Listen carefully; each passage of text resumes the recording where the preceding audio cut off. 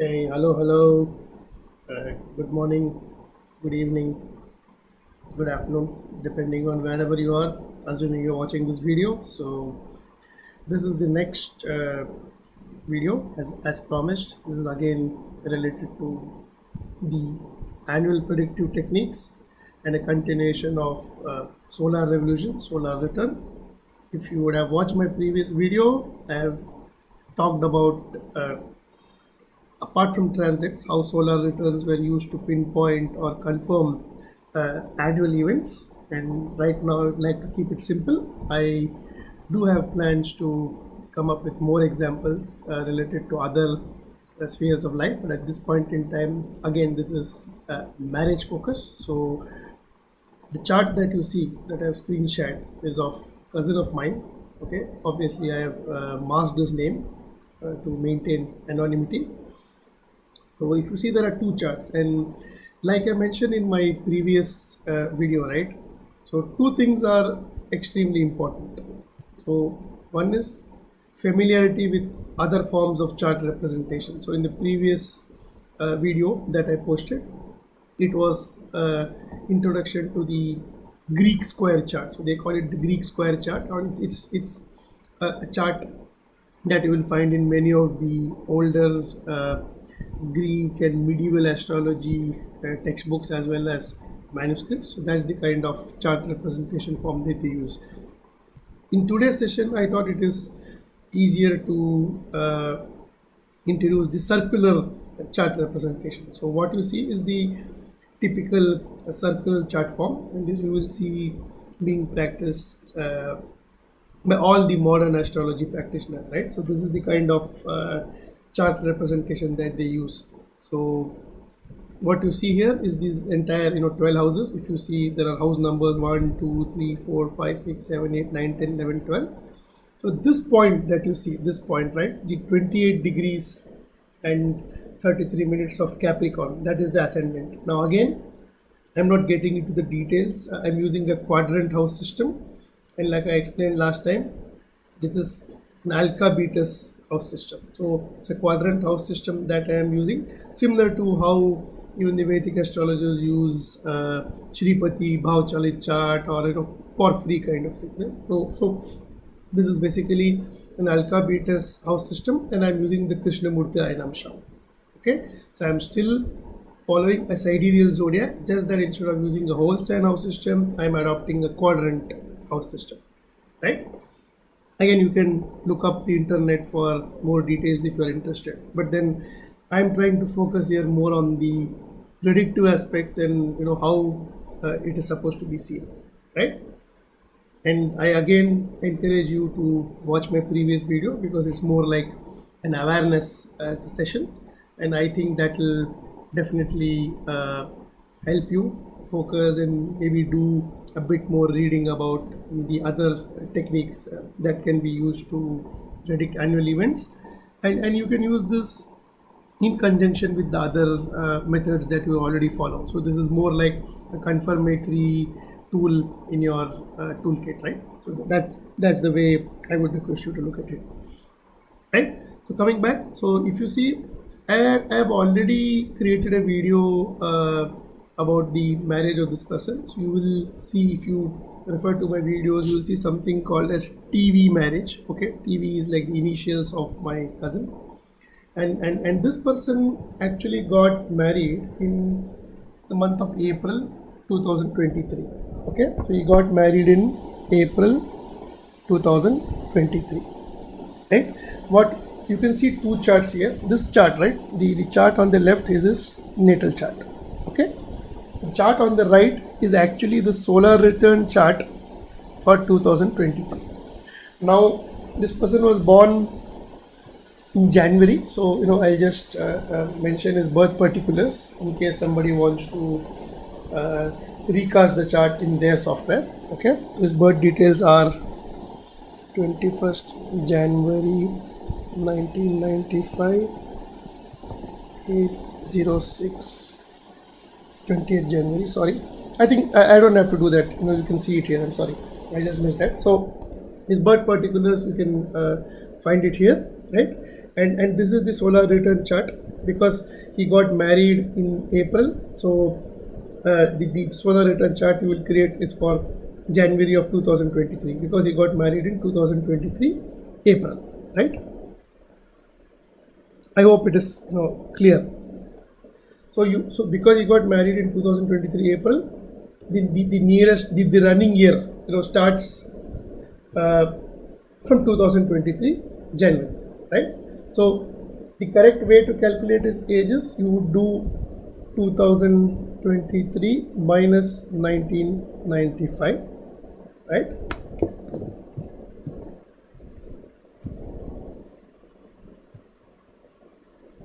Just give me a minute, please. Yeah.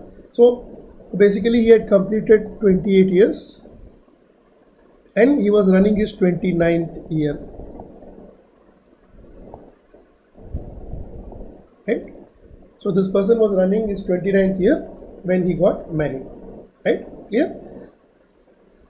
Now, when I say 29th year, again, I am not getting into details of the concept of your profections, same your Brigu Paddhati kind of thing. So when you say 29th year, it is your 5th sign from the ascendant, right? Because 29 minus 24, so the nearest multiple of 12 is equal to 5.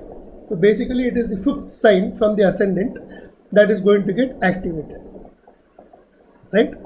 So in the technical terms, you say the ascendant profects to the 5th sign from the natal ascendant. So what I'm trying to say is the kind of symbolic measure is that every year your ascendant moves by one sign.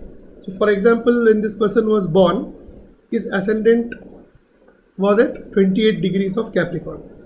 When he completes 1 year, when his second year begins, his ascendant will shift to 28 degrees of Aquarius. The next year it will shift to 28 degrees of Pisces, then it will shift to 28 degrees of Aries, then shift to 28 degrees of Taurus. So every year, as and when we complete 1 year, our ascendant shifts by one side. That's called profecting the ascendant. And this is what is your Brigu concept, right? Where a particular house gets activated. In reality, it is sign. Let's not say house, because we can say house only when it is a whole sign house system. In the quadrant house system, it is better to say the sign that gets activated. So every year, the ascendant moves to the next sign, the subsequent sign, right? So when he completed 28 years, which means the 29th year, his 5th sign from the ascendant will get activated. So 5th sign is what?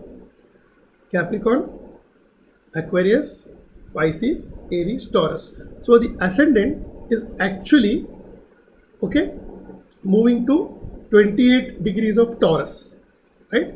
So now I am just trying to superimpose this position in the solar return chart, okay? And I'll tell you, this is the technique, right?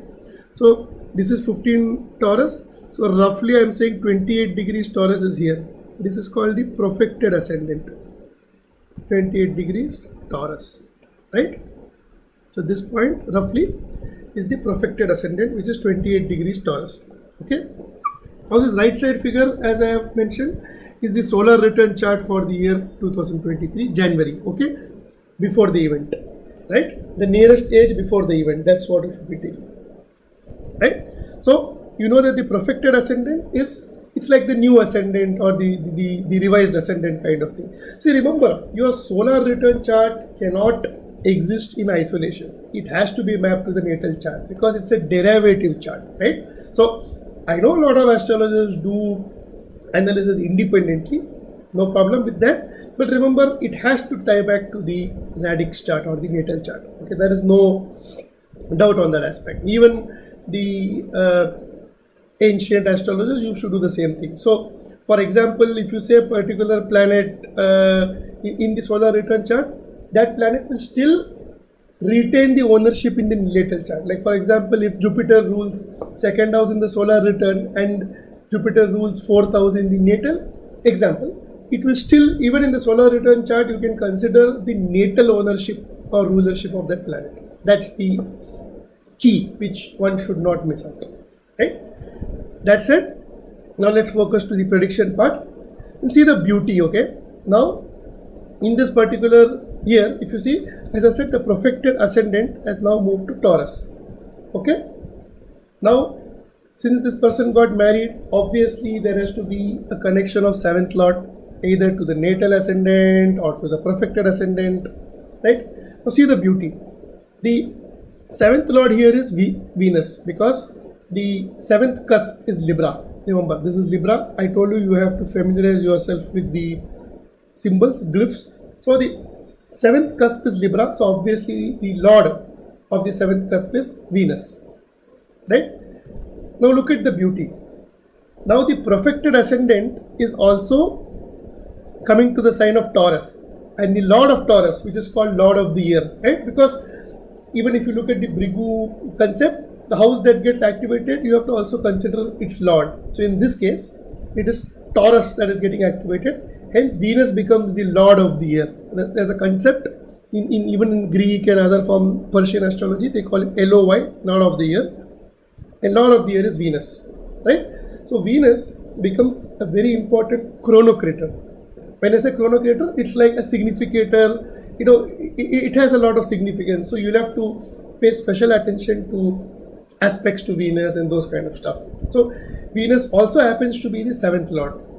So Venus becomes a very important thing. Now, the beauty is, if you see, Venus is at 27 degrees of Capricorn, and Venus, and if you see, the profected ascendant is 28 degrees of Taurus. So the beauty is, Venus is actually forming an applying trine to the profected ascendant.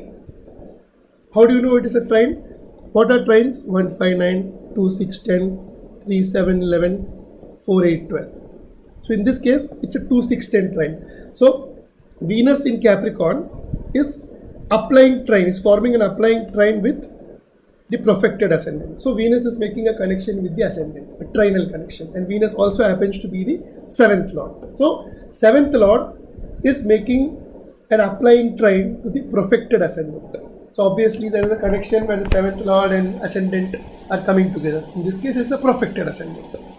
Okay, this is the secret, and this technique is missed. I have not seen people analyzing it this way. You've seen books, they have complicated kinds of analysis, but it's so bloody simple. In this, all you're doing is superimposing the profected ascendant point on the solar return, and then you are checking. If it is a childbirth, you look at fifth lord or fifth house connections. If it is marriage, you look at seventh lord. But make sure you don't try and analyze every aspect. That's not required. In this case, Venus becomes an important chronocrator. It also happens to be the seventh lord, and it is forming a trine with the profected ascendant. Hence, there is a very, very strong support for this person getting married. Now, apart from that, you can use you can draw a normal North Indian chart or South Indian chart or whatever, and do your Saturn Jupiter double transit method of K and Rao. So it will work perfectly fine. Then I have already covered that in another video on my channel. You can watch that. For the same person, you will see a TV marriage analysis, something like that. Right?